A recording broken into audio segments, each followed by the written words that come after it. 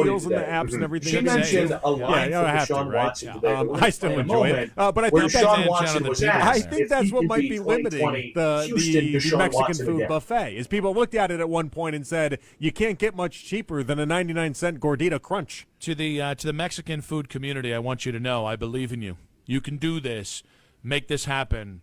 And then put it really close to Wadsworth so I don't have to drive that far to get it. All right, so all this being said, when we talked to Ashley Bastock at 3:40 today, she mentioned a line from Deshaun Watson today that we're going to play in a moment where Deshaun Watson was asked if he can be 2020 Houston Deshaun Watson again. I'm different, man. I think ever since I've been here, early on, I think, bringing up Houston was cool, but I'm 30 now, so I think I had some injuries. All right, so that was a little bit of a so my wandering game has answer there at the definitely end, changed, but that was a good the job for our mentality guys back in the studio and to how I get that play cut and real what quick. I But how from I the approach beginning it of that wasn't. answer So, of I don't know. Basically, no, I there can't beat 2020 Deshaun again or Houston Deshaun again. It didn't match up to what you heard from Ashley when we talked about this for It did. Here's what I like about this. This feels very much. Deshaun Watson had been chasing. If LeBron was chasing the ghost of MJ, Deshaun has been chasing the ghost of Deshaun Watson in a Texans uniform for as long as he's been here. A little bit of a and he never really let answer go. there at the and end. so I love the idea that he's at least acknowledging, because so many fans refuse to acknowledge the idea that Deshaun Watson doesn't exist anymore. The idea that he's acknowledging, like, no, I can't beat 2020 Deshaun again or Houston Deshaun again. Did it match up to what you heard from Ashley when we talked about this 40 minutes ago? It did. Here's what I like about this, Nick. This feels very much. Deshaun Watson had been chasing. If LeBron was chasing the ghost of MJ, Deshaun has been chasing the ghost of Deshaun Watson in a Texans uniform for as long as he's been here, and he never really let go. And so I love the idea that he's at least acknowledging, because so many fans refuse to acknowledge the idea that Deshaun Watson doesn't exist anymore. The idea that he's acknowledging, like, no, that guy, that's a different player. I'm 30 years old. I'm going to play football differently than I did in 2020. Stop searching for that guy. That guy doesn't exist, because I would include the Browns and Todd Monken in people that have been trying to search for that guy still. I just think what's interesting about it is, how would he know that guy's not there anymore? I don't think he's played enough football to know whether that guy can get there. This feels like a mentality thing to me.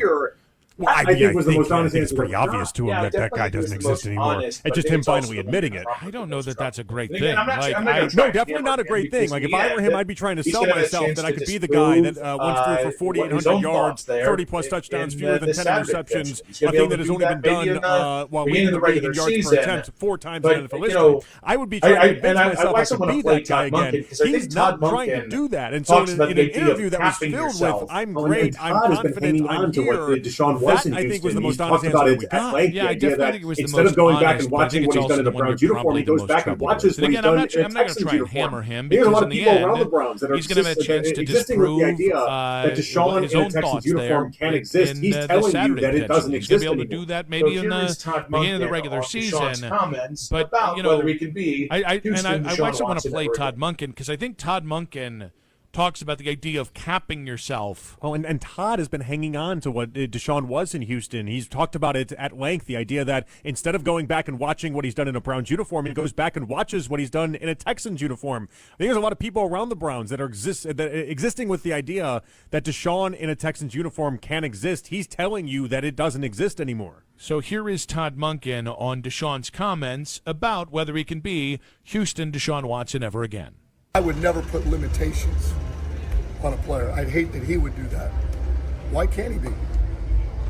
Why can't he play like that? So I'm kind of like I think athletes have to be irrational about where they are. I think part of why these guys are able to have the success they are is you're going to get the top 1% of athleticism, the top 1 of football knowers in the world. Yeah. And so to do that, you have to be a little disconnected from reality. On one hand, you can appreciate the honesty of what Deshaun says, but I think Coach Monken's right on this. Like, why are you limiting yourself? I would be concerned if I was Todd Monken. I would be too. That's why I find the audio so fascinating. Maybe the part where I'm not sounding alarmed because I'm convinced that Deshaun will never be that version of Houston anyway as is. So it's almost like refreshing to hear him admit that, because I was convinced that Deshaun was just thinking that was findable. At least people around the Browns thought that this is something you could find. On one hand, listen to what he had to say. He doesn't think it exists out there, right? It's like, will the Browns make sense for that? Right on or is this, this going to be an why are you limiting everlasting yourself? search I would be to try to concerned find if I was Todd Monken. I would be too. That's why I find the audio so fascinating. And maybe the part where I'm not sounding alarmed is because I'm convinced that Deshaun will never be that version of Houston anyway as is. So it's almost like refreshing to hear him admit that, because I was convinced that Deshaun was just thinking that was findable. And again, if I'm faced with the idea that this is something you could find, might be the week 1 starter, might start listen to what he had to say. He doesn't think it exists exists out there. It's like, will the Browns do that? Or is this going to be the only way that lasting search to try to find the old Deshaun Watson, something that he is admitting and telling you is dead and buried? How much now, while we're having this conversation, at 216-474-0092, are you on the side of Deshaun admitting he's not going to be Houston Deshaun again? A C plus Deshaun Watson is a good thing, or is that a little concerning if you're like me? And again, if I'm faced with the idea that Deshaun might be the week 1 starter, might start every game this year, I'm going to need him to believe he can be Houston Deshaun. Like the only way that I'm trying to give him some sort of benefit of the doubt, as if there's plays well enough where we have to really be having trying to find how much are another they going to pay reason him for why again he admitted in what he December admitted here. conversations. I'm trying to find. Does he think that maybe I think there's they a can win version with of like Deshaun a, that exists on the like a C Browns that plus 30 years old Deshaun that would be Watson better if than he's the healthy. 24-year-old Like I Deshaun think you Watson can with be the Texans? competitive. I mean, Maybe there that's was, the better when I way to put heard it. you know, But the only way this is truly there's worth like a it, it's an proverb all or that's nothing like, thing. Because if he goes out there for 6 weeks and looks like crap, I'm going to say, what the hell were you doing here with this quarterback situation? I'm trying to give him some sort of benefit of the doubt, and as if there's, and I'm just really trying to find another reason for why he admitted what he admitted here. I'm trying to find, does he think that maybe there's a version of Deshaun that exists on the Browns that 30 years old that would be better than the 24-year-old Deshaun Watson with the Texans? I mean, there was, when I heard it, it's what's the, and in a weird way, it's going to be better than the old Deshaun. A man never visits the same river twice because it's not the same river and it's not the same man. Okay. Are we going mystical with this? Yeah, maybe something like that. Like I can't be that guy because that guy doesn't exist anymore. Maybe something mentally he's got to do to convince himself, like the guy that had all those allegations and everything attached to it, and in a very tumultuous time of his life, he doesn't exist anymore. This is a rebirth for himself. This is Deshaun 2.0 that in a weird way is going to be better than the old Deshaun, which we all know is not true. By the way, Travis saying there is a Mexican buffet in Ashland. Well, hello, Ashland. Looks like I have to stop disparaging Ashland. Just kidding, Ashland. You're doing quite fine for yourself there. And Nick Colbert saying, or Colbert, which one of those, saying the only OCB he knows is Ohio City burrito. So we got a lot of OCBs out there, apparently. Do we have victors coming up? You're going to keep it to the old country buffet? I got a lot of thoughts. I got a lot of thoughts on what you guys are telling me, but the OCB is the old country buffet. 216-474. Always will be. 0092. Where do you stand on what Deshaun Watson said about his ability to be the old Deshaun Watson? We got more on that and the Browns non-QB MVP in 5 minutes on 92.3 The Fan.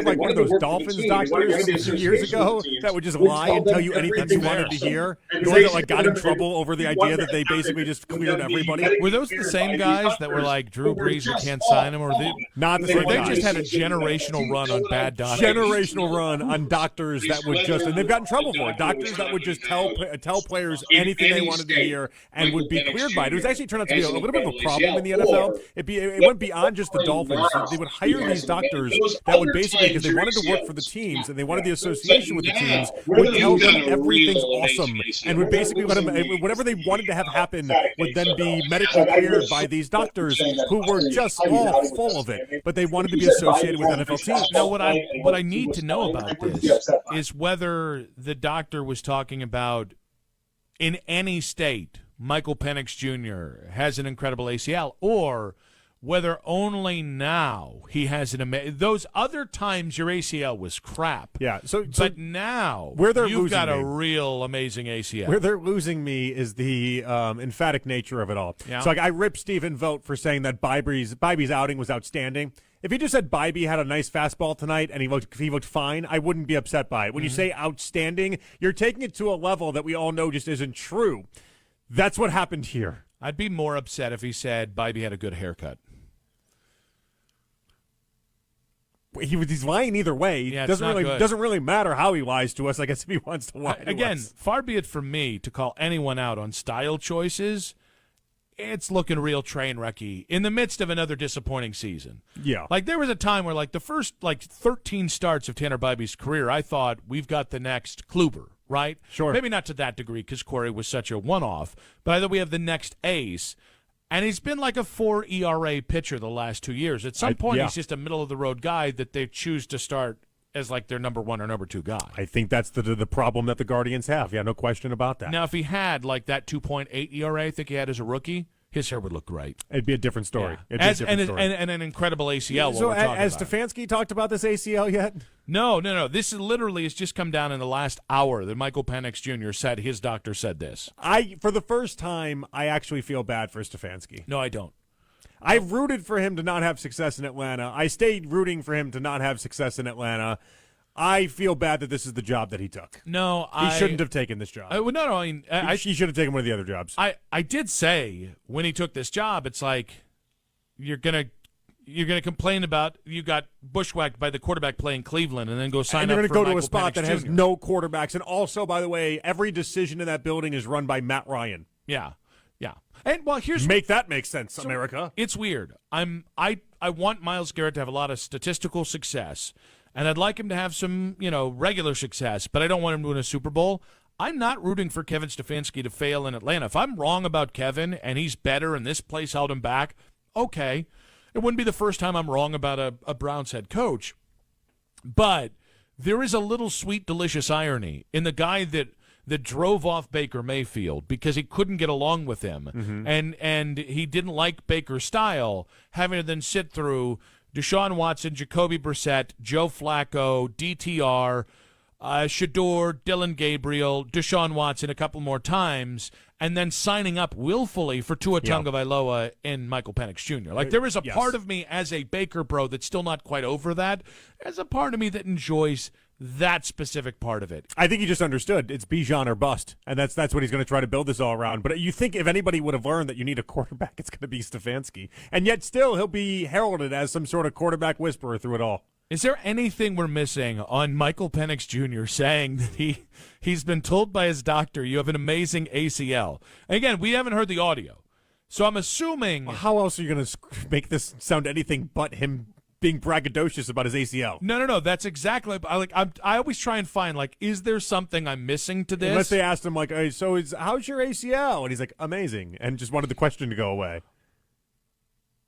I feel like you have to understand that one's going viral. If you say your doctor said you have an amazing ACL, this one's going to stick with you. I think he wants this to go viral, though. I think he wants people to have the perception that somebody that has continuously had might be one of the worst all-time ACLs in football history has a good ACL, an amazing ACL. I do like the idea that in a year from now, when he's run out of Atlanta, because, again, this is what's going to happen, same as what happens with J.J. McCarthy in Minnesota, I do like the idea that teams are deliberating over whether to give up a 6th-round pick for Michael Penix Jr., and they're like, the knee, I just don't know about the knee. And they go, his doctor did tell him he had an amazing ACL. It didn't blow up this year. I want to see if he can set a record for most ACL tears before the league deciding they're done with him. What's that record got to be? He's got to be at 3. He's got to be approaching the record. 216-474-0092. Do you have an amazing ACL? I think your ACL. I think you've got a good MCL game. Moreover, for you. I've always said Peterlin, Big MCL. ACL, MCL guy, but more MCL guy? Yeah, more MCL guy. Yeah, you're more of a femur guy. Yeah, I've got really impressive quads. That's what I got. Tree trunk for legs, but the knees, not so much. The lead in 5 minutes on 92.3 The Fan.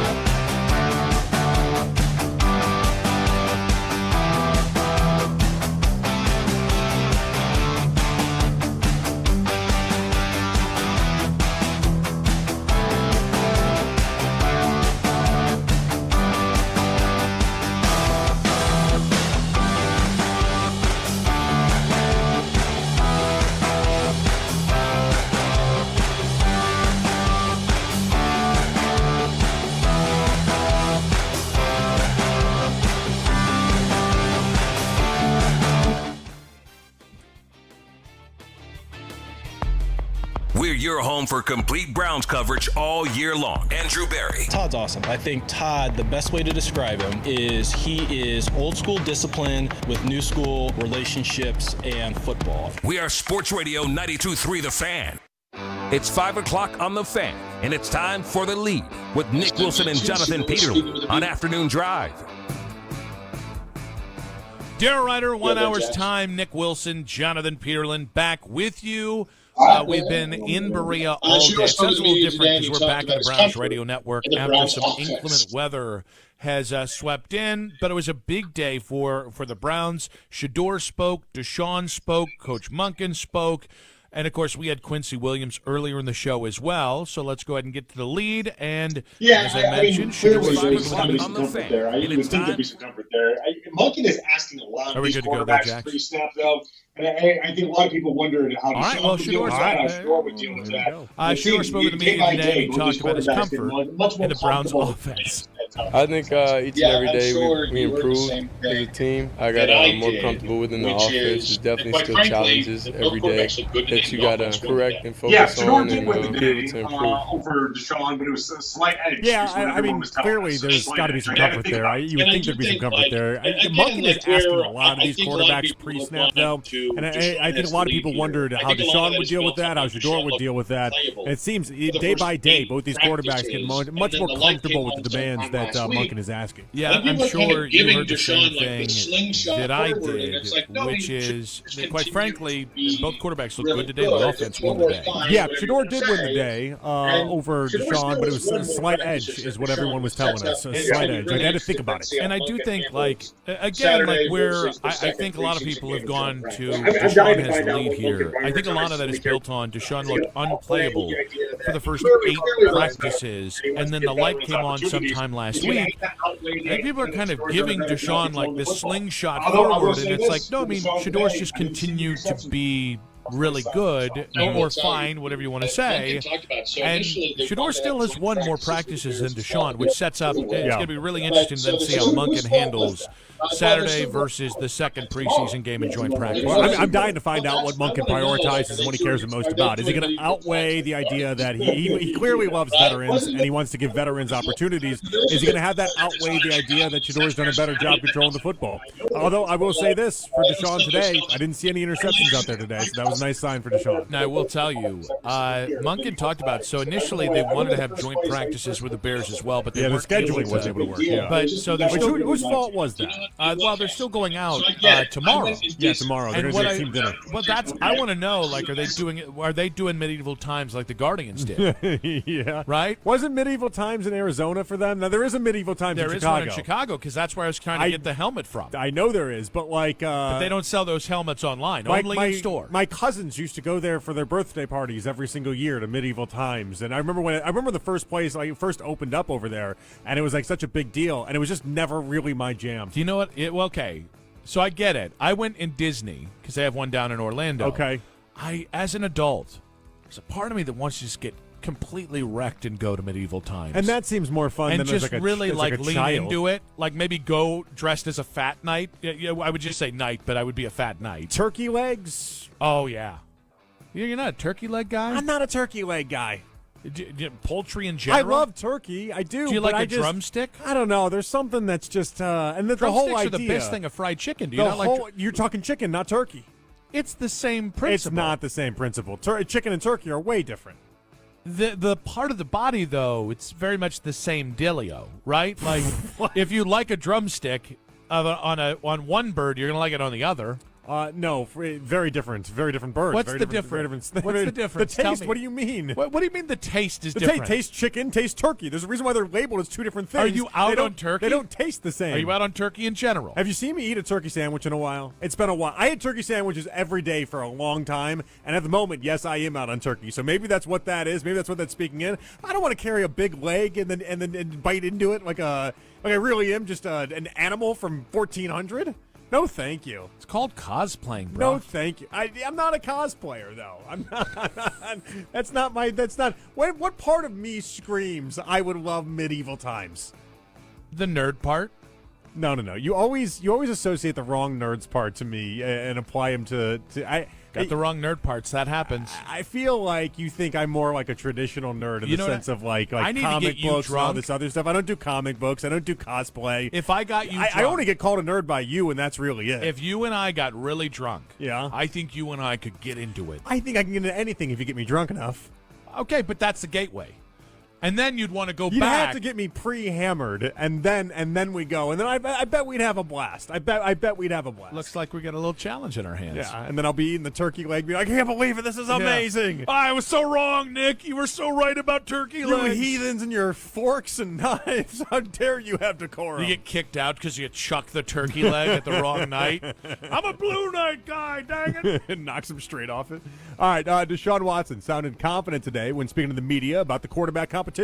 You know, it's like riding a bike. You know, it's just kind of getting back and just playing football, playing free. I think the biggest thing is just really mental. My mental side is really just coming in, taking it one day at a time, not worried about what's going on outside, and just focusing on my opportunities. Just getting comfortable with what Coach Monken is, wanted us to do as a QB and as a team, and what is he looking for, trying to get on the same page on how he calling plays in certain situations. So my job every day is what I live by, is just keep trying to win the day, and every day I just take it one day at a time, can't rush anything, and let the football that I've been doing for my whole life just kind of take care of itself. So again, I'm in a good spot and just keep trying to work and find ways to get better. Sean, what do you think? So I was not there for the Shador part of media availability, but I was there for Deshaun. I was there for Coach. And while I was listening to that, it was just everything Deshaun says sounds so cliche and so similar that it wasn't until we got on the air that I was like, I'm pretty sure he's compared this to riding a bike previously. And then you went back, and it was December of 2022. Yeah. The last time he spent almost 2 years not on a football field.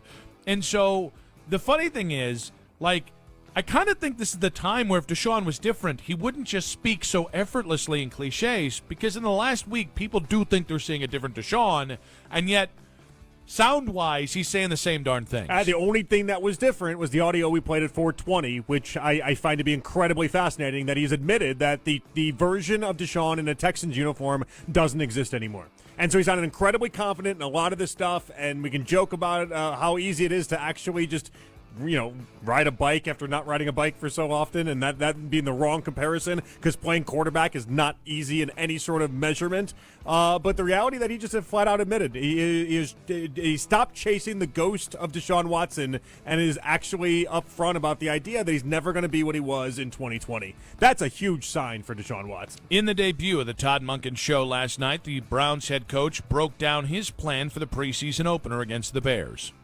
We're not going to hold anybody out. If medically they're at risk, then they will be held out. Otherwise, I want to see our starters play in this first game. Then we'll practice against the Bills. Maybe some of the guys, since we're going to practice against them on Thursday, won't play in that game because of that reason. But for this game, unless it's something medically that they're concerned about downstairs, then they'll play in this game. Are they not doing enough in the joint practices? And what I mean by this is there's no joint practices, as you already said, in the Chicago series because they're getting in and having the team dinner Thursday night, whatever. The Bills, the following week, here in Cleveland, that's only Thursday, Nick. Mm-hmm. They got one scheduled joint practice on the Thursday before the game, and that's all they're doing. I don't know of anything in the third week. They traditionally don't do anything in the third week, so I'm assuming that's just we're gonna have one joint practice day and that's it? I believe that is correct, yes. Is that enough for you? Yeah, I mean, because Monken practices more than other coaches. So usually, like when it was Camp Kev, it was kind of like, you need those joint practices. You need to go up against them. It's just usually what we hear is that the joint practices are the only time you can actually find out anything about these guys, because the preseason games themselves, although it's bright lights, so that part matters, it just doesn't really matter for the reps and for everything you can accomplish. I just think it's interesting, like Ben Johnson, new school, young quarterback-driven head coach. Joe Brady's the same thing with the Bills. Like, he might maybe Todd Monken just doesn't vibe. Like, they just couldn't get on the same terms, because I do think there's a lot of agreement that has to go into what those camps are supposed to look like. Yeah, definitely. And there is that idea. Younger coaches aren't as hip to the whole idea. I mean, look at see what Sean McVay's doing in LA. I don't know if you saw Aaron Rodgers' comments over the past 24 hours. Rodgers is ripping the idea of not only preseason games, but also these joint practices, too. I've just never heard a quarterback go so hard at the idea that all of it is just meaningless and none of it matters the way that Rodgers did. Yeah, and I don't think he's wrong. I would just say kind of puts him at odds with the the union, because the NFL owner's response will be, cool, let's turn those 3 preseason games into regular season games. Mm-hmm. That'll be the solution the league has for it. Well, Rodgers did raise an interesting point in regards to the joint practices that I hadn't considered. He is making the claim that they've all just turned into fights. And they're just all one big brawl, and you're not actually accomplishing anything. I do think he's right to a sense. It does feel like it's just a time for everyone to get chippy with each other. All right, let's final one here. The Guardians have lost 3 in a row and remain 4 games back of the White Sox in the AL Central. Here's manager Stephen Vogt on the team's struggles with runners in scoring position. Yeah, I mean, we're like I've been saying, we're doing a lot of things really well. We're just it seems to be the runners in scoring position that continues to give us fits, and we're working on being more middle of the field oriented in those situations, and we're going to continue to work, and I know we're going to get better. Yeah, 0 for 9 again, runners in scoring position last night. It's a real problem. They're 29th in OPS in baseball in runners in scoring position. They just can't get the job done offensively. That's the point. Now, if you want me to point to a couple of things that are going positive on the offensive front, I can. Stephen Kwan continues to tear the cover off the ball. His on-base streak now reaching 26 games. During that stretch, he's got a 481 OPB. Like, he's playing exceptionally well. DeLauder's obviously playing well. Like, there are some things that you can look at and say, this is nice. But ultimately, the offense is what's letting this whole entire team down. It's just a real problem when runners in scoring position have been a problem all year long, no matter who's in the lineup, who's at the plate. And it's funny, like at some point, there's just who the offense is, and what the offense is dog butt. That's what we're seeing right now, and it's frustrating because they just have wasted this season. And I want to say that, like, yes, you've got young guys playing. Yes, you've got a lot of bright spots coming up, even beyond the guys that are already up in the big leagues. But it's like you're not going to have Gavin Williamson and Parker Messick forever. Obviously, Cade Smith only has so many years under control. Mm-hmm. Like I think there's a version of this season that could have been more competitive, and it just stinks that this is where we are. Because I think the problems begin to compound themselves, and at some point they're just becoming self-defeating, and it's just I just don't think they ever developed the confidence that you need to be able to make the run that they did last year. Yeah, it's amazing. It's funny because their offense is so bad across the board. I think everyone's focusing in on the runners in scoring position, as you should. Last night, 9 hits, 11 left on base. Like, you did your part. Yeah. You got to start cashing in on some of this, but they got to start getting some wins, or else people are really going to start to tune out as we start to head towards baseball season. Football season, excuse me. Surprise in the Browns quarterback situation in 5 minutes on 92.3 The Fan. I'll never buy jewelry another way. Nick Wilson here for my friends at Bookman & Son, because I did it the wrong way one time. And I went to a big box jewelry store, and I got ripped off financially and experientially. And quite frankly, guys, I thought that's how jewelry buying went.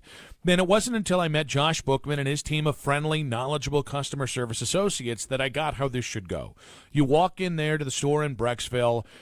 Somebody says, hey, my name's so-and-so. How can I help you? And before you know it, a couple more basic questions, and you're looking at the piece of jewelry you came to buy that fits your budget, that fits your process, that fits everything you need, right? And that's called the best bedside manner in the business. And then to take it one step further with the Bookman buying process here, guys, is if you go, well, I know what I want, I just need some more time to think about it, Josh and his team aren't going to hold you over the coals. They're not going to lock the door on you and say, we'll unlock them when you buy it. They don't do it like that, guys. They say, well, you know our process, you know our price, you know what we got, come back when you're ready. That is the no is okay approach. They combined that with the best bedside manner in the business, and that's exactly why I'll never buy jewelry another way. Find out for yourself in Brecksville or online at bookmanandson.com. Welcome back to That Lux Life. It's your boy, Will Winmore. Today's guest, the Millionaire Ball from the new Ohio Lottery Daily Draw Game, Millionaire for Life. Hey-o! So if a player matches 5 numbers and the Millionaire Ball number, they win $1 million a year for life. Hey-o! Or $100,000 a year for life if they match just 5. Hey-o!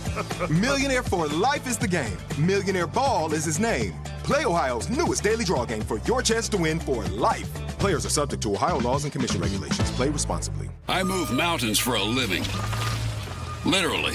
That means I don't carry hand lotion, and when it comes to serious heartburn, I don't mess around with anything but Rolaids Max Strength. Its dual-active formula has 1,500 milligrams of calcium carbonate and magnesium hydroxide that relieves heartburn fast. And the best part? The roll fits right here in my pocket, so I can get back to moving mountains. Rolaids spells powerful relief. 1,500 milligrams is our highest amount of antacid per tablet. Read each label. Use as directed. Keep out of reach of children. Hey, it's Brew. And between my radio show, filming content, editing videos, and trying to stay connected with family, reliable Wi-Fi isn't really optional anymore. I just need it to work. And that's why I like that with Xfinity, you get the most reliable, fiber-powered Wi-Fi with the best equipment at one price for 5 years, guaranteed. No contracts or commitments. Plus, Xfinity makes getting connected simple with same-day Wi-Fi so you can get online in minutes. Restrictions apply. Not available in all areas. Use of fiber or coaxial cable. Learn more at xfinity.com/same-day Wi-Fi. Xfinity, imagine that. I'm Kyle Wright. If you're dealing with an injury, you don't need a sales pitch. You need straight answers. If you've been seriously injured in a crash or hurt at work, call me and ask your questions.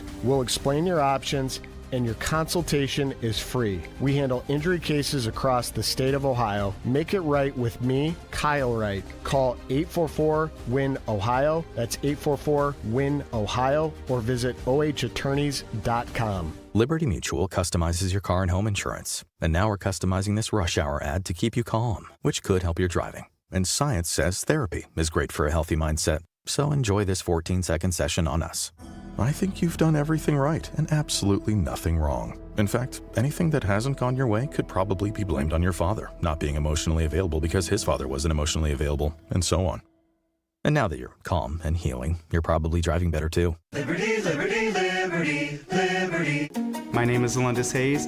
As a student, as a parent, and as a full-time worker, I kind of just juggle it all together, and with online classes and classes on campus that are kind of flexed to my schedule that works for me. I have 2 young boys, 6 and 4. I keep moving forward for my sons, and I know one day they'll look back and say that they were proud of their dad. Tri-C, where futures begin. Classes begin August 24th. Visit tri-c.edu. Hi, my name is Lloyd Lockridge, and I'm the host of a new podcast from Odyssey called Family Lore. In this podcast, I'm going to have people on to tell unusual and sometimes far-fetched stories about their families. I've heard my whole life that she invented the margarita. And then, we're going to investigate those stories and find out how much of it is true. He gets a patent 1 month before the Wright brothers. Oh my God. Please follow and listen to Family Lore, an Odyssey podcast, available now on Apple Podcasts, Spotify, or wherever you get your shows.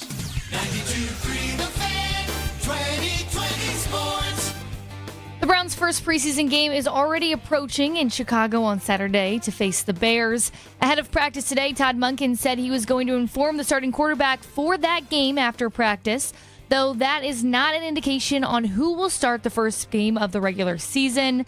Whoever doesn't get that first snap on Saturday will likely go in during the third quarter and is expected to start against the Bills for the second preseason game. More around the NFL, Tua Tagovailoa will get another opportunity to pull ahead in Atlanta's quarterback competition. Head coach Kevin Stefanski announced today that Tagovailoa will start Friday's preseason game against the Broncos. But Stefanski said the competition is still wide open. He's not ready to name a starting quarterback for Week 1 just yet. So for Tagovailoa, Friday night is another chance to make his case. The Broncos will play their starters for about 10 to 15 snaps in Friday night's preseason opener. But that group will not include quarterback Bo Nix. The game will be played on artificial turf at Mercedes-Benz Stadium, and Nix is still recovering from a fractured right ankle. Head coach Sean Payton said Wednesday that Nix is expected to play in Denver's second and third preseason games. And over to the Diamond, the Cleveland Guardians looking to snap a 3-game losing streak tonight against Detroit. Cleveland won the first 6 meetings with the Tigers this season, but have struggled lately, now losing 3 straight and just 1 of 6 over their last 7 games. The slide has dropped Cleveland from first place in the American League Central down to 4th. The Guardians are now 4 games behind the first place White Sox. Headline Sports News continues every 20 minutes on 92.3 The Fan. From the University Hospital Sports Desk, I'm Mackenzie Flume. From the 1-800-HURT NOW Traffic Center. Hurt in a car? Call KNR. This report is brought to you by Wayside Furniture in Akron, keeping it local since 1937. Celebrate 89 years with Wayside Furniture during the Customer Appreciation Day with great savings, special financing, and free Handel's ice cream sundaes and root beer floats. Wayside in Akron, keeping it local since 1937. Traffic is moving smoothly across Northeast Ohio and Cleveland. It's looking good across the region as a whole. No major backups or significant delays to report. With your Odyssey traffic updates, I'm Mackenzie Flume. Deshaun Watson, Shador Sanders. The Browns QB battle is back. We're your home for preseason coverage. The radio home of the Cleveland Browns. 92.3 The Fan.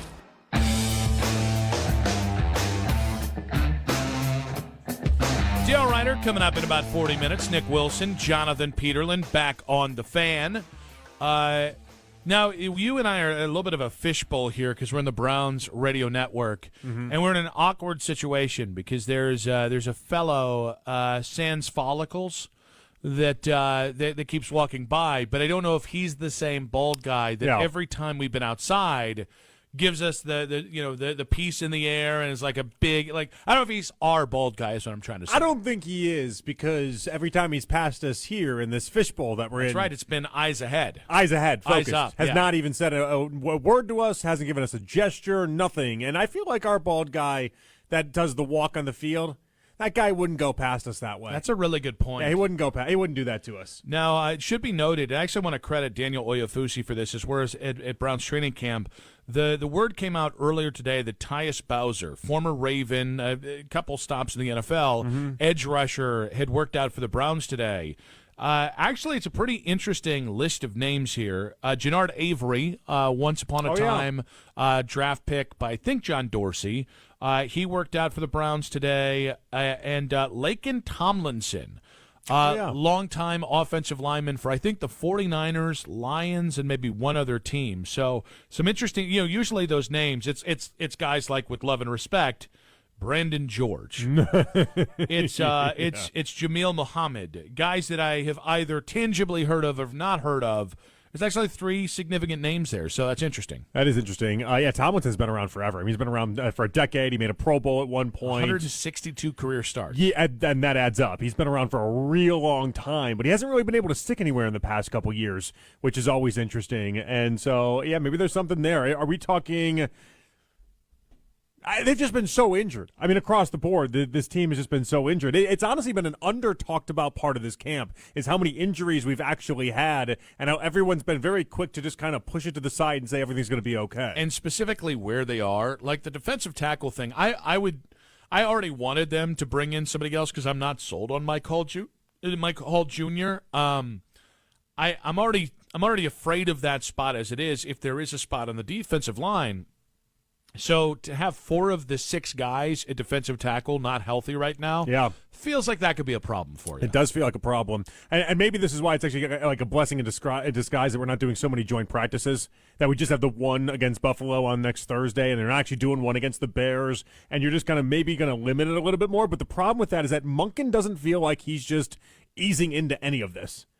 The man is he's continued to put the pedal to the metal, so to speak, when it comes to these practices. He's made it a little easier on the quarterbacks. I've acknowledged that. But it feels like he's still going pretty hard with these guys. And at some point, we're going to start wondering whether or not we're just a little too injured at this point. Now, while we're having a conversation about the Browns, Todd Monken today, in his media availability, did say after practice he was going to tell whoever's going to start on Saturday that they were in fact the starter, and talk to both quarterbacks about this. Yeah, we've got no whispers, by the way, yet on who exactly he's told that to, because practice has been done for a while. That's actually the biggest surprise about this is that practice has been over for 2 full hours now, because it wrapped up early today about 3:20, 3:25, because we saw the storms a coming.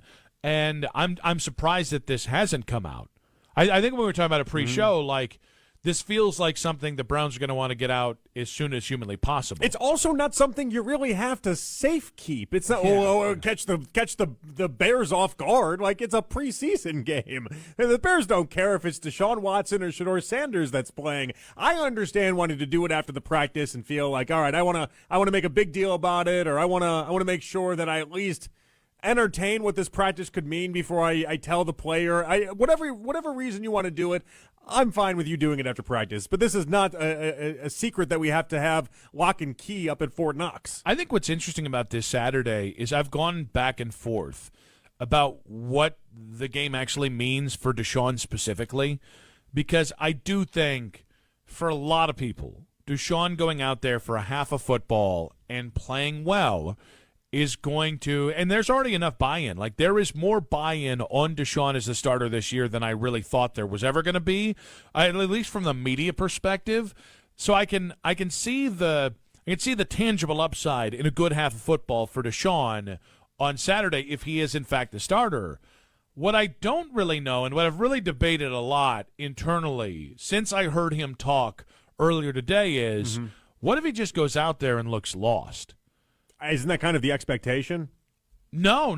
I expect. I'm expecting him to look lost. If the light has come on the last week, I expect to see more of the good than bad. Fool me once, fool me twice, whatever you want to go with here. About but like, 5 times but now? yeah, but like, I think the first time is the one that'll stay with me for the longest. Where I watched him be good in practice, and then he had to go out there against the Texans at NRG Stadium, and it was worm burner after worm burner. He couldn't get the ball elevated. And nobody saw that coming. Nobody thought that was going to be the predicted outcome because we hadn't seen that in practice. It just reminds me a lot of what we've seen over the past week and what me and you have seen over the past couple of days, where it looks like he's got zip on the ball. He actually has some placement in the past couple of days. Seems like maybe the tide is turning in the right direction, and the bright lights go on, and he's just a different human. Yeah, it's interesting because it's the preseason. I just don't.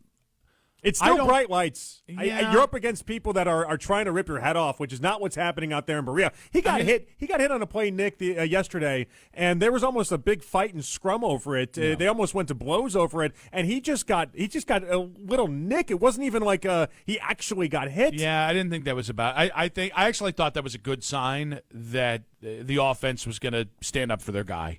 I know that can feel performative, but there have been times where we've seen whoever the quarterback is. But you saw he got very lightly touched, and then you saw the ball turn into this like a helicopter type ball that was just spinning up in the air, going sideways like an ephus pitch before it landed on the ground. And it's like the big problem I have with Deshaun in this entire thing is, and he might just end up getting injured. That's another part of it. But the big problem I have is that his decision making when other people are trying to actually hurt him is really poor. Well, I do think, and listen, I've maintained that I am a relatively biased bystander in this. I want Shedeur to start. I don't see the value in Deshaun starting.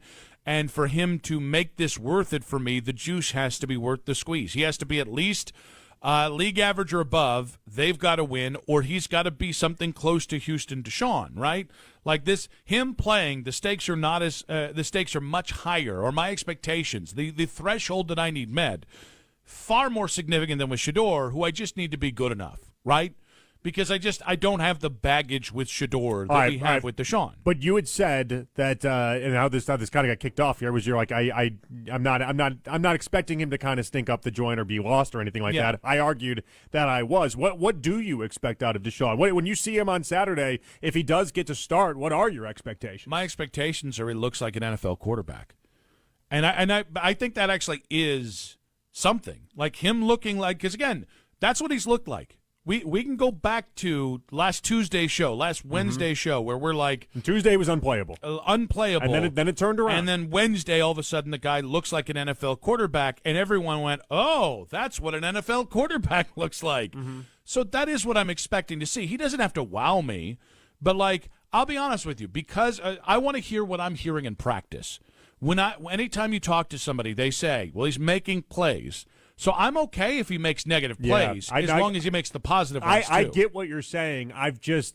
We've done this too many times where what he's doing in practice doesn't match up to what happens on the field. That's why I'm dying to find out. Like, if Saturday is different and he just looks like an NFL quarterback, at least looks like what we've seen out on the practice field for the past week now, I think that will be a massive stride in showing something that Deshaun Watson can actually perform week 1, 2, 3, 4, whatever that would be. I think that would be a huge sign because I'm not expecting it. But I think my concern is, for you, if you're expecting him to look bad, then I don't think there's anything that's going to change, and not change your mind, but anything that's going to have the arrow pointing up for you on Sunday. Well, no, I mean, it should be an easiest. My bar is easier to clear than your bar is.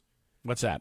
My bar is basically don't look drunk out there and act like you can throw a football, and then all of a sudden it's like, okay, maybe the Deshaun Watson that I'm expecting isn't exactly there, and maybe this is a different Deshaun that would actually be in the better. I think your standard is actually going to be hard to please. Looking on this like one. an NFL quarterback? I think for Deshaun, yeah, I think that's going to be a harder standard to clear because in a Browns uniform, he hasn't looked like that. 216-474-0092. My bar is lower than yours on this. That's what makes that so interesting. Don't look drunk and look like an NFL quarterback are a lot closer than I think you think. I think we're saying very similar things. Yours just might be a little more loaded than mine. Maybe. Okay, maybe. But what does Watson have to show on Saturday after not playing for nearly 2 years? I do think the more interesting thing is if he does look lost.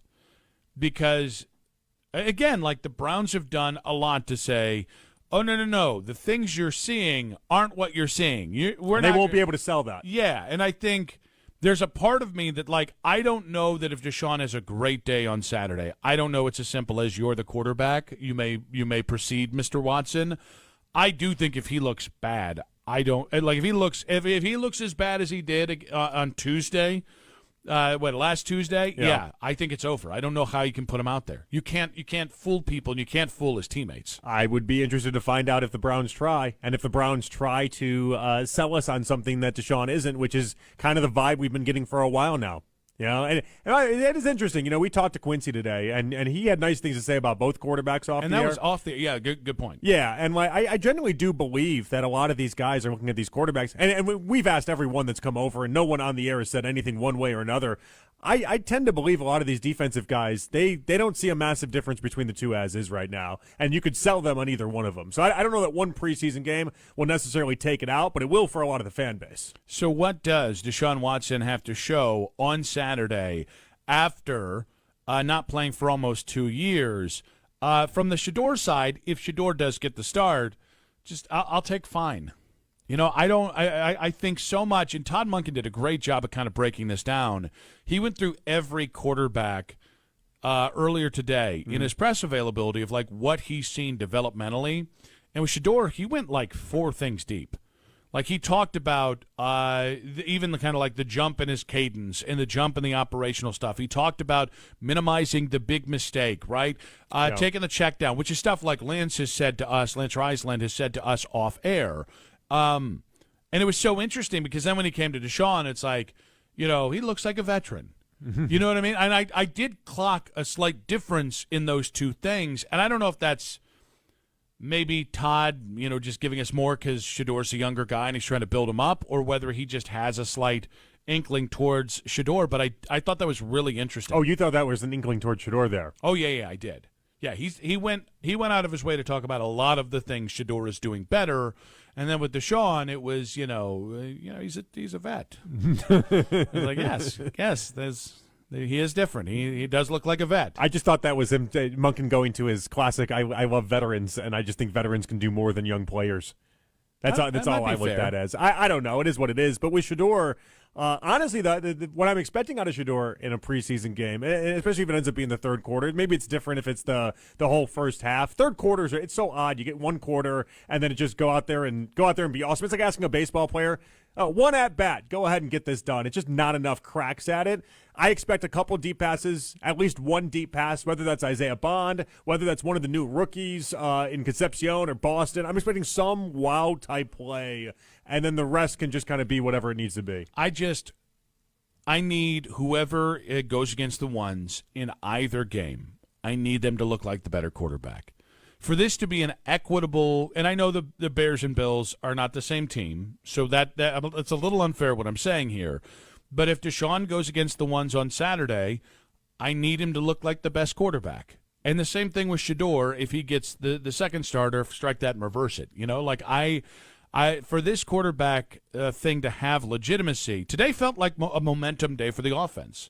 Everyone said, hey, the defense, they didn't have the best day today. It was the offense. Mm-hmm. Both quarterbacks looked good. Yeah. That's kind of what I would like to see from both guys. I'm here for this being a close race. It's best for the Browns if somebody took it and ran with it.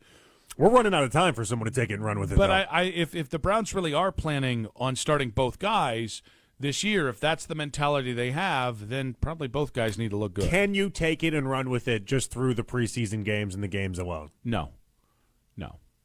Well, okay, in my opinion, no. But I don't know about them. I mean, if Shedeur starts off like he did last year in that Panthers preseason game that had that the Nike sign that had 1 million views and everything like that, I'll be interested to see if you combo both games. If let's say Shedeur looks great in both games and Deshaun looks like a disaster in both, it's got to mean something. I know we're not supposed to make a bunch out of the preseason games, but it does have to mean something. What does Deshaun have to show you on Saturday if he gets the start against the Bears and what will be his first his first game action in almost 2 years? And when we come back, Chris Sims is disappointed in the Browns quarterback derby. That's in 5 minutes on 92.3 The Fan. A lot of you will need to replace your roof this summer. Nick Wilson here for my friends at Victor's Home Solutions. But be forewarned, there are roofing companies out there that skip over the most important part of the roofing process, the attic ventilation. All right, and this is one of the reasons I like to recommend Victor's Home Solutions to our listeners. The first step in Victor's process is a 21-point roof inspection. That's free, by the way.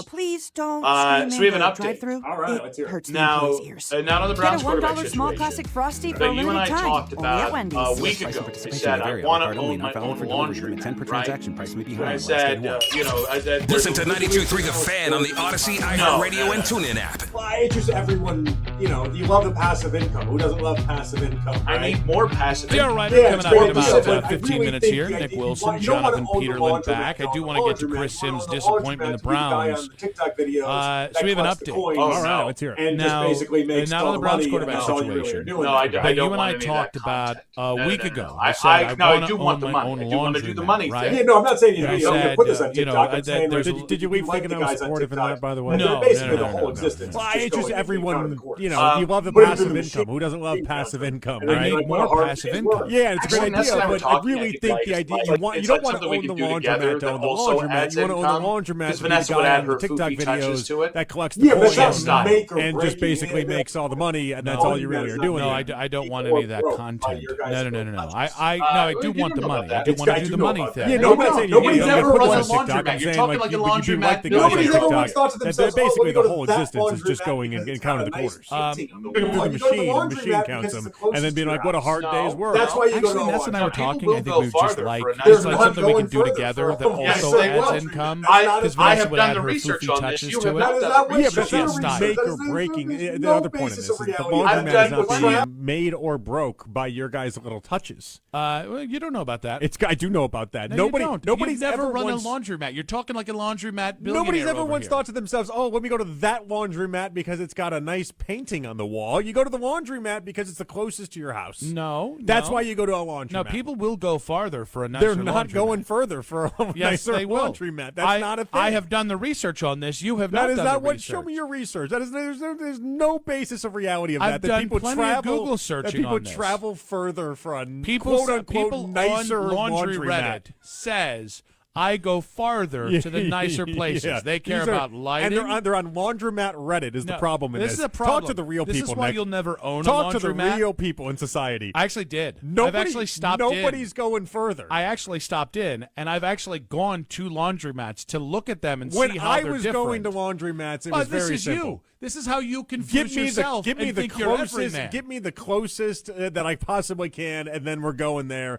and that's it. Do you have a wash and fold? That's fantastic. I like that too. I was talking to somebody who happens to do a lot of laundrying. Yeah, going to a lot of those laundromats. And they said you need a mentor.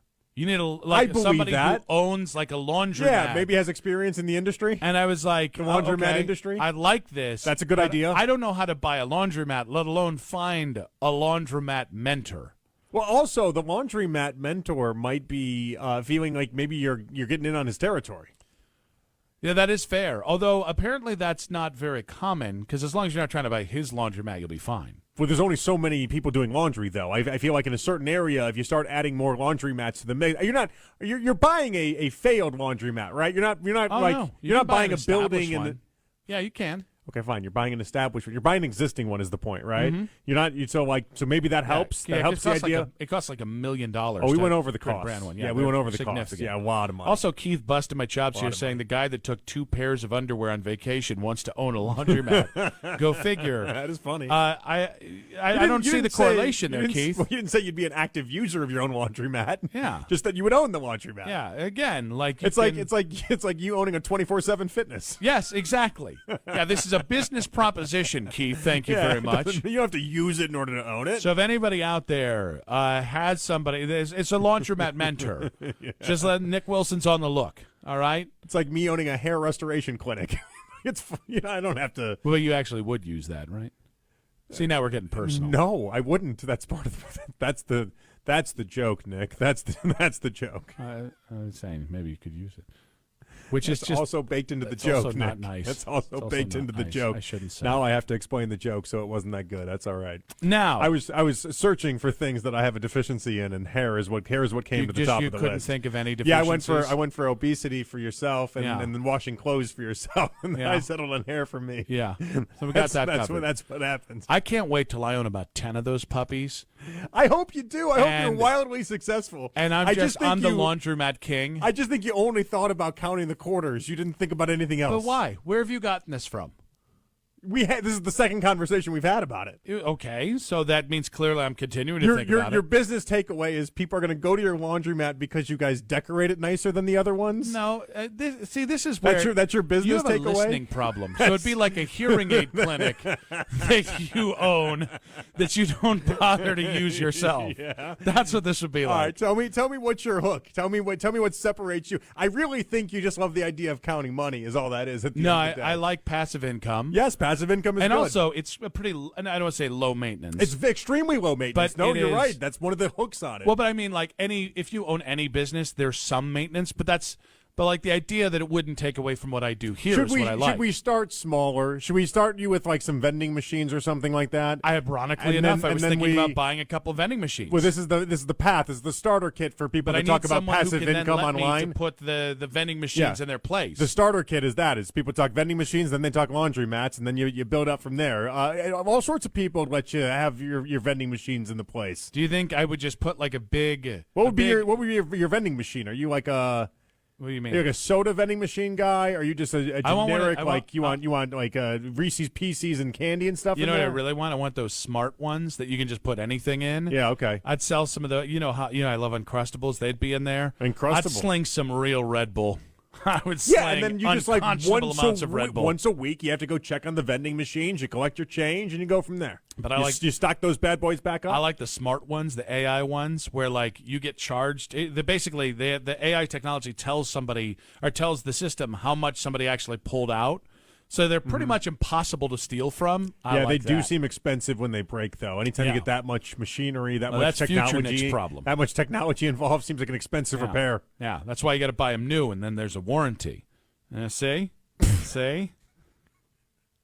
If you say "see" one more time, it doesn't make it any more true. See? Well, JP, I hope there's this a works lot for of you. ins and outs. I can't explain business to you. I'm rooting. Oh yeah, I'm rooting for this for you. I guess. When I retire at 50, because my laundromats and my my vending machine business is taking off.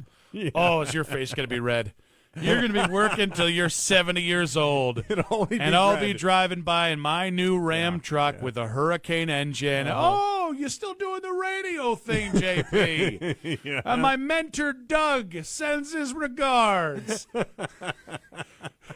I'll only be wearing egg on my face if everyone acknowledges that, like, yeah, but this is the nice laundromat. And we specifically go because I'll get testimonials out to you. They have pink walls, we love the that. only content that I'm going to create is based off people being like, we drove the extra mile here, right? And only a real monster would doubt that the quality of the laundromat matters to my ability to go there.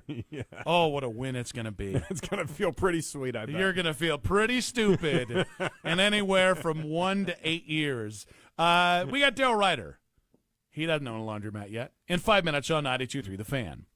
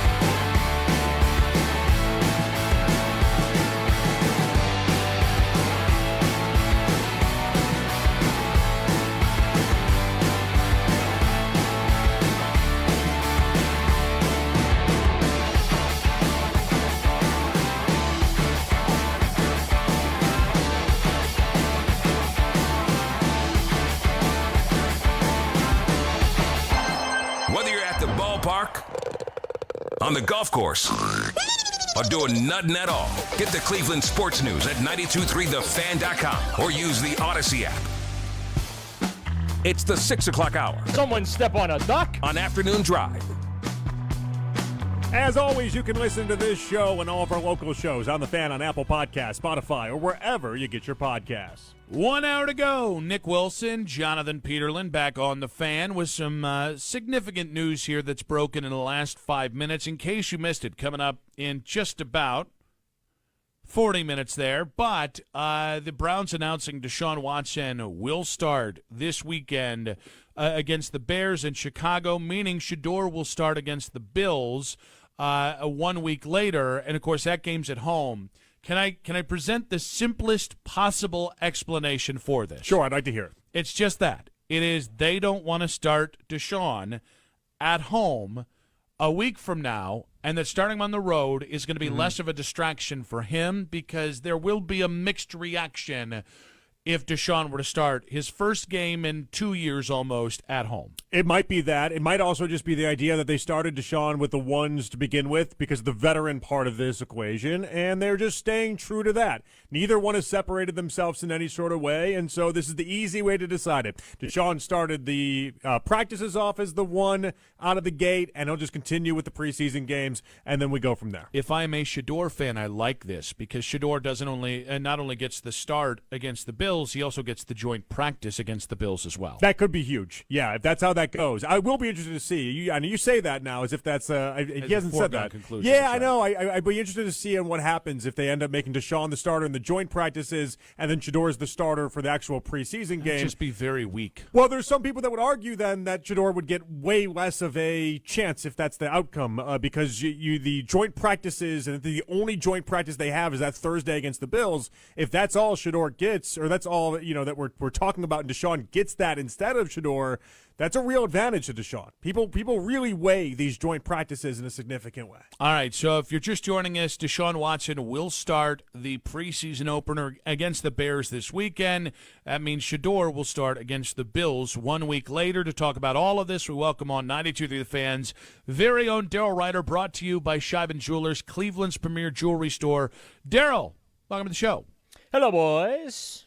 Hello, sir. Hello. Nice, nifty little timing here. What is your takeaway on Deshaun Watson starting this weekend and Shador getting the start a week later? Yeah, I don't think that this is surprising in the least. This is exactly how I felt it was going to go, that they would start Deshaun on the road in Chicago, give him the first look. Monken has said in the last couple of days he's hoping to give each of these guys a start. And, we'll see Shador against the Bills. And in that start, he wants them to play a half of football. And his hope is that as part of that half of football, there will be a 2-minute situation involved there at the end of the half for both players, because obviously that's going to be a part of this evaluation process. But I'm not surprised it's Deshaun here. I kind of felt that it was going to be Deshaun, especially, today was a Shador day, a Shador heavy day in practice, and it really made sense. Hey, Shador's getting his work in today. On Saturday, Deshaun will get his work in, and then we, get to set things up next week for Shador against the Buffalo Bills. But I am with you guys. I'm interested to see how the joint practice gets handled and how those reps get divided, and also, too, then, what does that Buffalo preseason game also look like? Even though, we do know that Shador is going to start it, but, just ultimately, what does it look like? Do you feel like there's an advantage one way or another in any way that you could set this out if you were the Browns trying to give one an advantage? No, I think you can talk your way into saying that there's an advantage, Jonathan, but no, I don't know that there's an advantage here. I don't believe that this means that Deshaun Watson has the leg up in the quarterback competition. I don't think it means that Shador Sanders has catching up to do in the quarterback competition. I feel like this thing's kind of been a dead heat all the way through, going all the way back to the spring, right? Because remember, in the spring, Todd Monken told us he wanted to have this thing decided before they went on summer vacation. and have the starting quarterback in place, and neither one distinguished themselves or separated themselves from each other. And so you go into training camp knowing you have a competition between these two guys, and it stood the reason that the competition was not going to be decided until after the joint practice with the Bills and the second preseason game against Buffalo as well. So from my standpoint, I think that the Browns are on schedule with this whole competition thing, but I don't think that there's an advantage either way. All right, Daryl. So let's get back to that idea that you said that they're kind of in a dead heat here. If that were to continue through, I think it's August 23rd. That's kind of been a spot people have earmarked that makes sense to kind of name a starter. Who do you think the tie goes to? I would probably say the tie goes to the veteran Deshaun Watson. I've said this, and I know that people have come after me for saying it, but organizationally, if you start with Deshaun, and I'm not trying to go negative here, but let's just say this plays out where it doesn't go well, then you can turn it over to Shedeur and just say, hey, the rest of the season is yours. Take us home. And then he plays as long as he stays healthy, and you really get a larger evaluation of him than just the 7 games that you had last year where he wasn't exactly set up for success. He was thrown into the fire and did the best he could. Now, the good thing for him, he has had an entire offseason and training camp of getting first-team reps and working with the wide receivers and developing some chemistry with the skill players. You can feel comfortable with that. I just think it'd be kind of weird if you started the season with Shedeur, right? And again, let's keep the standard the same. Six weeks into the thing, things aren't going well, and then you turn it over to Deshaun Watson. Then, what did you really accomplish organizationally? Because, for me, I think that aside from trying to win as many games as you possibly can in Todd Monken's first year here, I think one of the boxes they need to check this season is whether or not Shedeur Sanders can do this thing. And that then informs their decision-making process come next offseason. Obviously, we're all assuming they are drafting a quarterback as high as they possibly can in the first round of next year's draft. But first things first, you got to see if this kid can do it. I'll say this. The improvement from Shedeur Sanders has been very noticeable, even throughout training camp.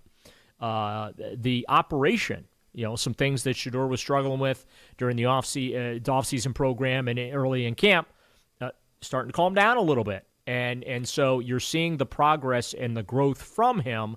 So I do think that there is ultimately a benefit organizationally for the Browns to starting with Deshaun, see if there's anything there. If not, you turn it over to Shedeur, and you ultimately gave Shedeur maybe an extra month and a half or so to continue to grow, develop, refine his game so that when he does take over, he's able to really hit the ground running in a fashion that he wants as well as the organization.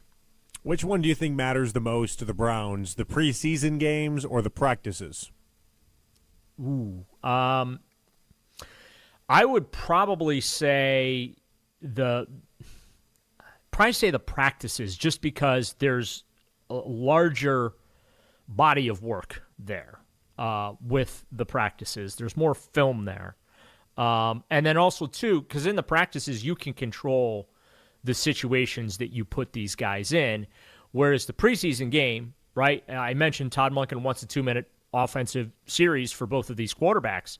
Well, we have no idea if that's even going to materialize in the preseason game. That's completely out of the coach's control there. So I'll lean towards the practices, Jonathan, but I certainly don't want to diminish the importance of the preseason starts either. So it's interesting. I see your point about it's maybe easier to go to Deshaun first and then to Shedeur second. I just, if I'm talking about what gives Shedeur the best chance to succeed, right, I would imagine it's starting week 1 when the team is its most invested, most buy-in, most ready to go. Right. I mean, if Deshaun goes 1-5, And then, Shedeur again will be, for the second straight season, taking over in a position that feels like a deficit. And I just think that's harder for him. Yeah, I don't disagree, Nick. I'm just spelling out how I think this is going to play out and trying to think of how the organization would be thinking with that situation. I have been saying for months, my preference is that they start Shedeur Sanders week 1 and see if this kid can do it. And if he can't, then he can't. But he's certainly been given the opportunity here in 2026 to demonstrate his abilities. So I do agree with you. But I've been fairly consistent in saying that I don't have much invested interest in Deshaun Watson. I don't see any organizational upside starting the season with him. And to your point, if it doesn't go well, then your season potentially is sunk before you pull the plug and turn it over to Shedeur, and now you're putting a second-year player in a position where he's got a mop and bucket and having to clean up a mess and just try and get you to the finish line, while also at the same time prove his value or his worthiness or his ability, or however you want to phrase it, for the duration of that schedule. So I've been very consistent. I would prefer to start Shedeur Sanders week 1. Also, he has to earn it. And from what I've seen, I think he has been earning it. He's not a finished product by any stretch of the imagination, but I am very, very impressed with how much better of a quarterback he is today than he was 6 months ago. Daryl, it does feel like we are just not spending enough time talking about the amount of injuries during these this training camp and really the recent week or so stretch. Has it hit you that we've just had a lot of them, or are you comfortable with where this team is at in that regard?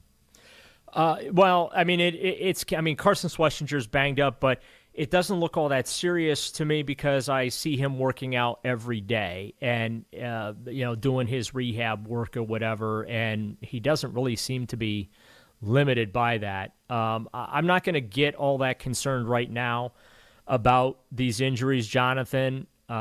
If we get to the end of August and they got 16 to 18 guys missing practice, yes, then I'm going to get a little nervous. But they don't play a game for another month. The season doesn't start for another month, so there's plenty of time for the bumps and the bruises that they're dealing with to get taken care of and guys to get healthy.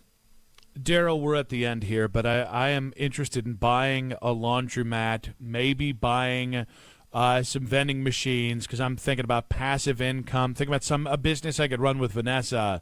Okay. JP is trying to shatter my dreams. I just want to know whether you're going to be supportive of this, and maybe if you can help me find my laundromat mentor somewhere along the way, too. He's convinced that putting up nice wallpaper is going to be the difference between his laundromat and others. That's insane. No, that's not what I said. But I do think it makes a difference. You go to the closest laundromat, do you not? You go to the one that's the closest. There's no separator in a high-end laundromat and low-end laundromat. They're laundromats. Well, yeah, I think laundromat would be a solid investment for Nick. Thank you. I'm a little concerned about the vending machine and Nick eating the product. So that's fair. So I think that there's one for the customer, one for him. One for the customer, one for him. It's a one for one. You got to understand how profit margin works, guys. That's right. He's still net positive. I'm concerned about eating the profits in the vending machine business. So I do like the laundromat idea. Also, parking lots. Parking lots, especially in downtown municipalities where you can charge $100 for people to park for events. You're just printing money at that point. Cash cows. Yes. I don't. Right. I don't have parking lot money. I just don't have that. That's a different level. I know, and if I ever hit the big one, that's going to be one of my primary investments. I'm going to buy parking lots in downtown Cleveland. And I'm not going to charge $100 for special events. We're going to lower the prices a little bit. Only 95. Way to really help out the city there, Daryl. Yeah. That's See, right. I'm better than those other guys. Daryl, we appreciate you, buddy. Good stuff. Thanks, Daryl. $5 coupons for everybody. Fun coupons. That's what I call them. Daryl Ryder there, brought to you by Shivan Jewelers, Cleveland's premier jewelry store. When we come back, we'll talk about Deshaun Watson starting against Stop Bears. Another way to look at this that our guy Ethos the Rapper threw out to me. That's in 5 minutes on 92.3 The Fan.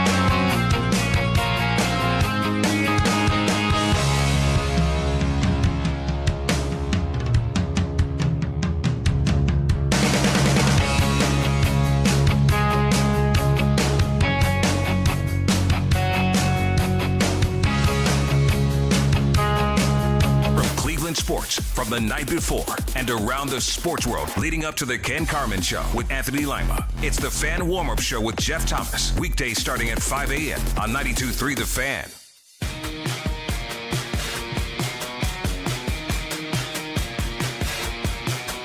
In case you missed it, coming up in about 20 minutes here, Nick Wilson, Jonathan Peterlin back on Afternoon Drive. So my guy Ethos, the rapper, hit me up here. Yeah. I didn't know if we had said this, but he said Watson has the pre-snap lead, whatever.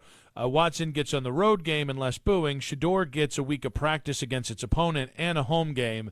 Says he thinks they might be trying to help Sanders with that. It's not a week of practice, though. You get one joint practice against the Bills, and we don't even know that Shador is going to have the opportunity to start that. Bob, I think the idea is more time allows Shador to catch up on the cadence side of things or the operational side of things. That's a nice and home crowd. And that's a nice spin in the favor of Shador. But I would tend to believe that whoever gets to go first, not that they're in the lead necessarily because this can all change so much, but I would think that would be the person that as of right now has the leg up. Oh, it's interesting. I think Shador's in a much better situation.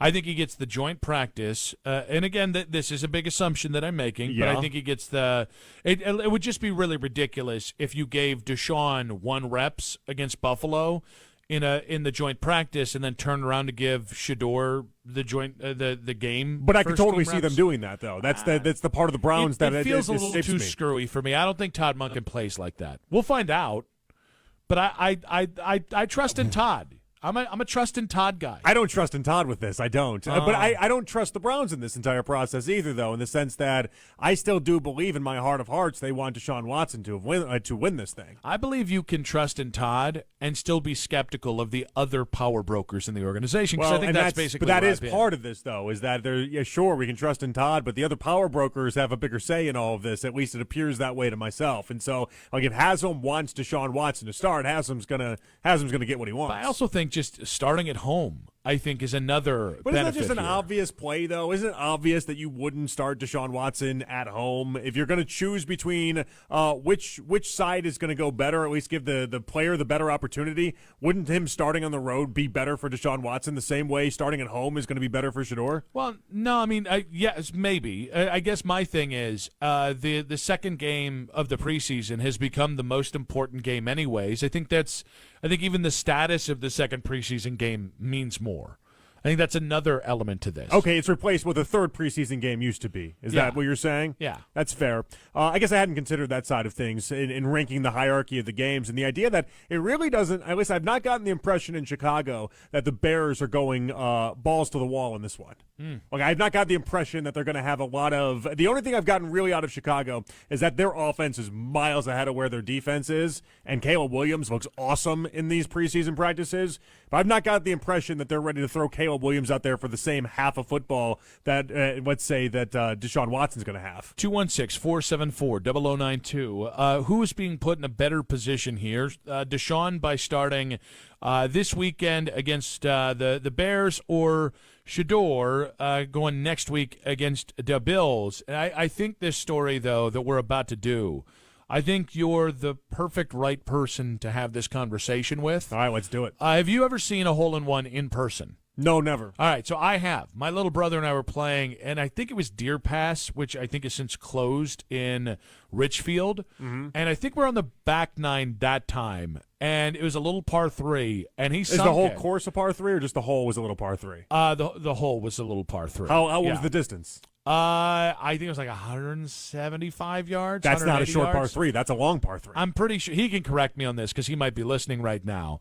I might be giving him some extra yardage there, but that's what we do for brothers. Yeah. But so he hit it, and we saw it land on the green. Okay. And then it looked like it went off the edge, the back edge of the greens, because there was a downslope. Sure. And so we didn't think anything of it. We got up there, and we looked up and down every which way for his ball, and we just couldn't find it. And finally, he walked over to the cup, and it was there. Incredible. And it was really cool because his father-in-law is a second dad to him. He jumped up in the air. We hugged. He called his father-in-law. He wanted to tell his father-in-law. It's a great moment. It's very cool.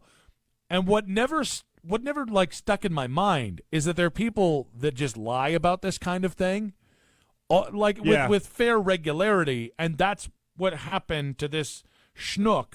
That his name's Zach Holland, who says he's I think a 2-over handicap. I think it's is what I +2 saw. is what it's +2. called. Yeah. But security, which means he's a really good golfer, by the way. Apparently he played not. he played in college. +2, you're really good. But security footage at Winghaven Country Club showed him faking a hole-in-one during a members-only event, and that's a big no-no.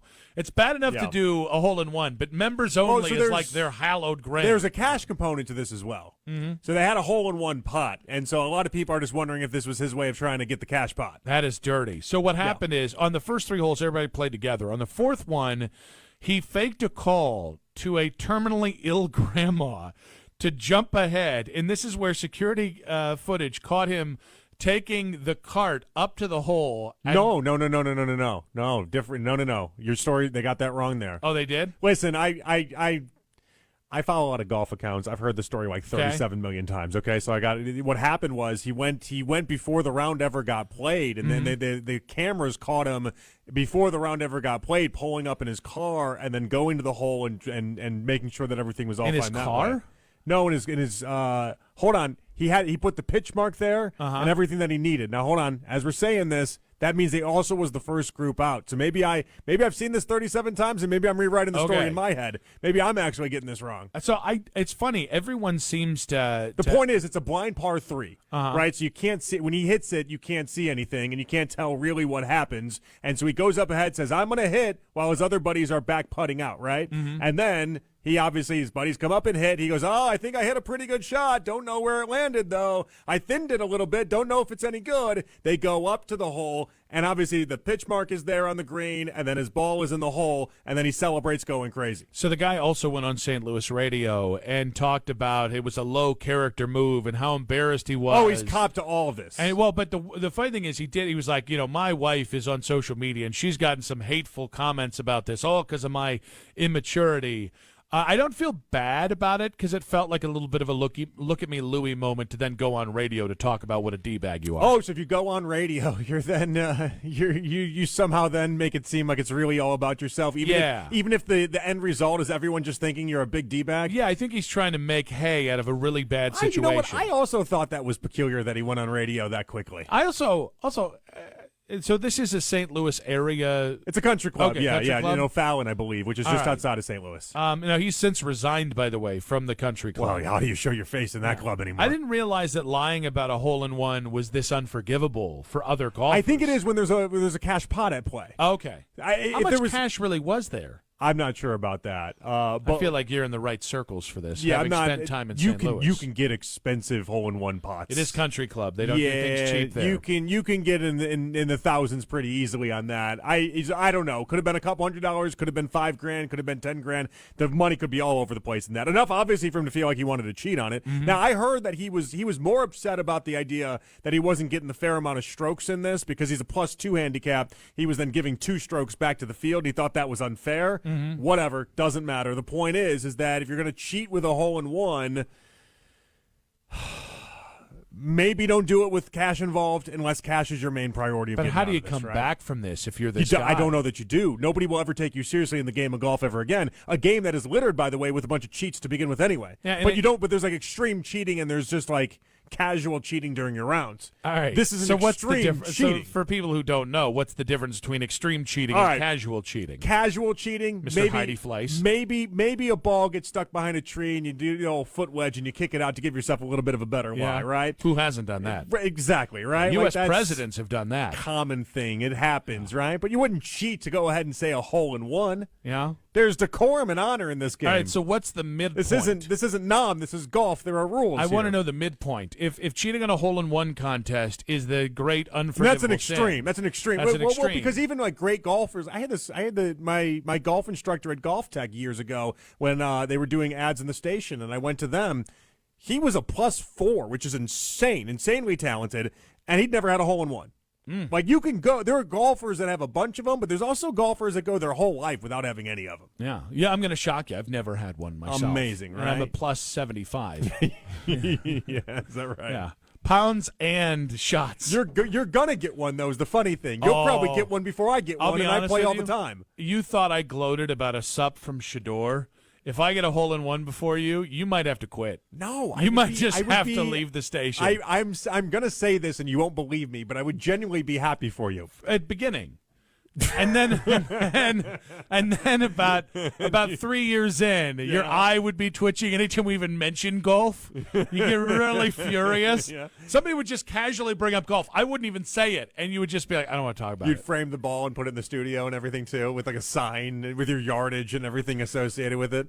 What's the most douchey way that I could celebrate that? Is that would be it? Yeah, okay. yeah. Get like a whole. How can plaque. I douche it up? Because I want to take it to such a douche level. You need a plaque with a photo of the hole, the yardage, with the golf with a ball like this. Yeah, but then smiling? the golf ball itself framed within the hole. Clearly, I'm just describing what would happen if I got the hole-in-one, except it'd be in my house, not at the studio. But you would do that in the studio, because that would be funnier for you. This is like the golfing version of being cuckolded. And you'd put it right in back of your face, too. And so I'd have to stare at it every single day and every single time. Are you looking at me, JP? Yeah, You're looking at this hole-in-one. No, I have no guilt. I have only enjoyment. Is lying about a hole-in-one unforgivable? Also, if this does happen, you have to make sure you lie to me. And if you really want to just kind of twist the knife, instead of using whatever ball you actually use, you tell me it happens with like a noodle ball or something like that. Like when the worst brand. I actually had just hit it with my range ball. Give me a range ball with the stripes on there and everything, and tell me, yep, there's my hole-in-one ball. I'm so glad that you've given me all the ammunition I need. In case you missed it, in 5 minutes on 92.3 The Fan.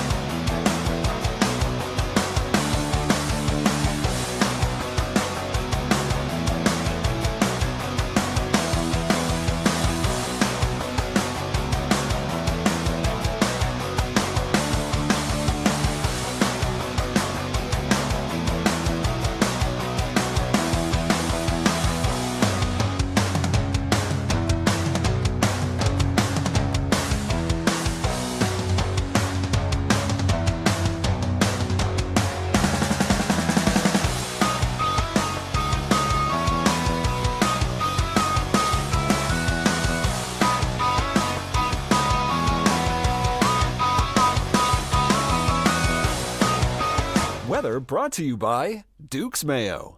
Welcome to Duke's Mayo Country, where the mayo is so smooth and creamy, it makes every bite better. Duke's Mayo. Look for the yellow lid. Hear the reaction from inside the Browns locker room after each and every game on your home for the official Browns postgame show, 92.3 The Fan.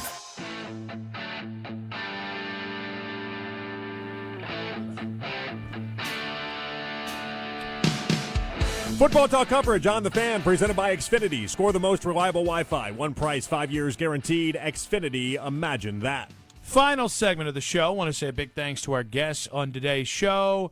Ashley Bastock joined us at 3:40 today, right after practice, and gave us her take on the Browns quarterback battle, saying both quarterbacks looking good today, but Shedeur would win the day because of the big Isaiah Bond play.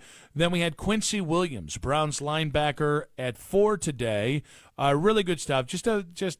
Yeah, it's a really cool dude. And if you guys get a chance to listen back, I would, to listen to Quincy at 4 today. And then Daryl Ryder joined us at 6. He is supportive of my laundromat vision, but he did make a cheap fat joke, so we didn't like that.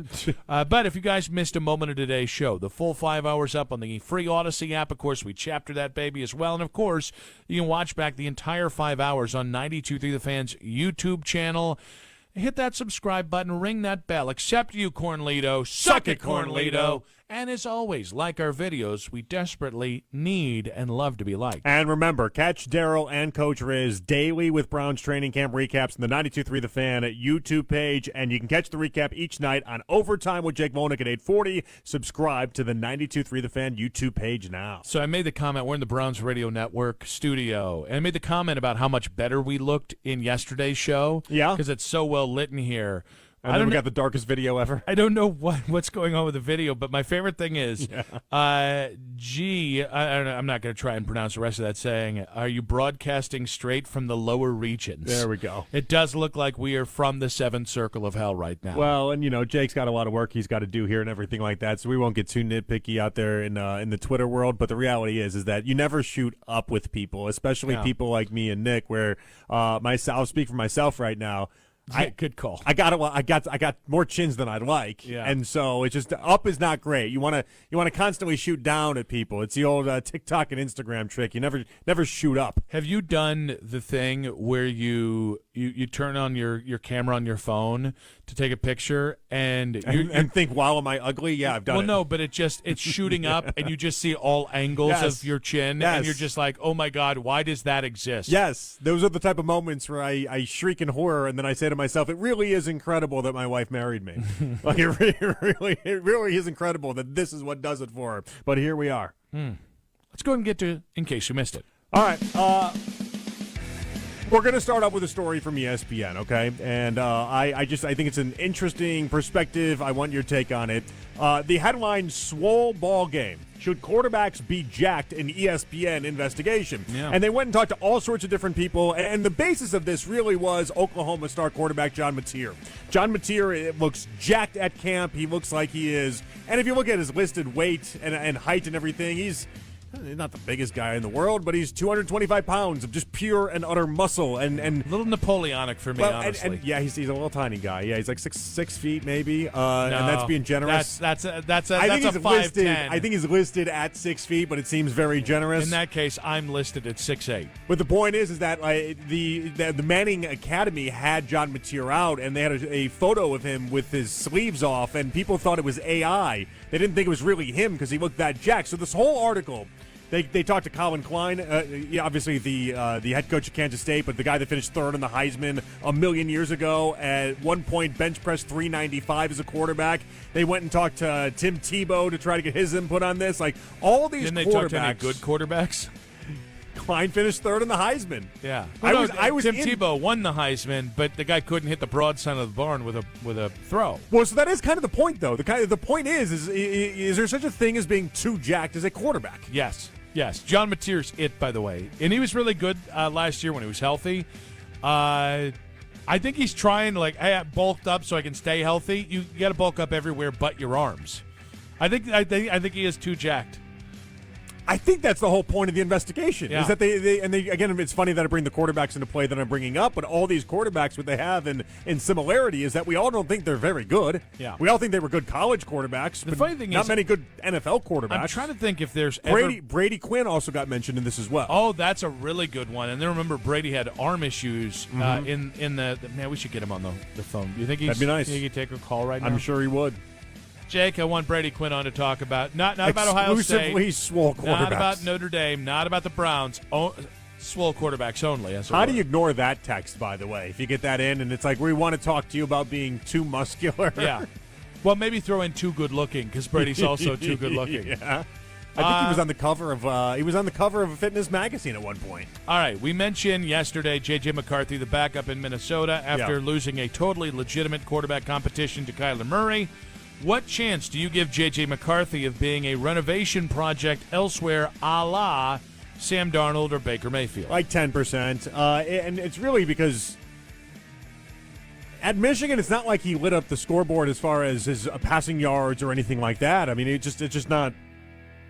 He did a lot with the run game there, and so like his game doesn't necessarily. I never thought it would translate well to the NFL in general, and so I don't think that's going to be his lot. I think it's so funny because if you had said quarterback didn't cut it with Kevin O'Connell, I would say stay all the way away, but it does feel a little bit like a Shedeur Sanders Kevin Stefanski situation where J.J. McCarthy was forced on Kevin O'Connell. Sure. And I think that's where all of a sudden I might have interest. Like, I think the Browns are an interesting spot for this. Maybe not now, but maybe next offseason, because who drafted J.J. McCarthy in Minnesota, Kwesi Adofo-Mensah, who came from here and is very close with Andrew Berry. Wouldn't surprise me if they saw J.J. McCarthy the same way. I also think it makes sense if Jim Harbaugh was like, hey, J.J. McCarthy, let's bring you in, and then you can back up Justin Herbert, and we'll spend a couple years basically rehabbing your image, and then maybe he gets like a spot backup game or two, and that's just enough to get people buying into the idea that he can be a better quarterback than maybe he is. Oh, this is wild. So this Stephanie sent this to me. She said she knew someone who got a tattoo of themselves making a putt to win their club championship, and she said it was the dumbest tattoo she's ever seen. Wait, a tattoo of themselves to make a putt? Yeah.